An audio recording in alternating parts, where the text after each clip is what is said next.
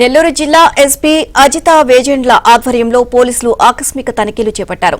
KVR petrol bunk centre వద్ద 200 bike సైలెన్సర్లను road రోలర్తో తొక్కించారు. కొందరు యువకులు బైకులతో శబ్ద కాలుష్యాన్ని చేస్తున్నారని, అటువంటి వారిపై కఠిన చర్యలు తీసుకుంటామని ఎస్పీ హెచ్చరించారు.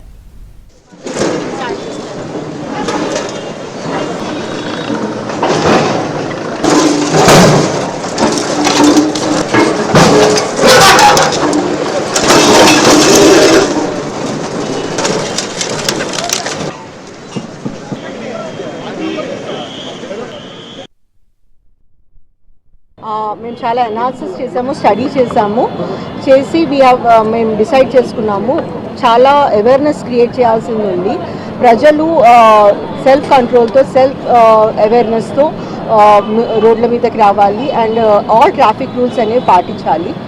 ఎన్ఫోర్స్మెంట్ అనేది మనం చేస్తాము. డ్రంక్ డ్రైవింగ్ చేయకుండా ఉండాలి అండ్ ట్రిపుల్ రైడింగ్ చేయొద్దు అనేది, ఇవన్నీ మనం ఎంబీ యాక్ట్ ప్రొవిజన్స్ కింద ఎన్ఫోర్స్మెంట్ చేస్తున్నాము.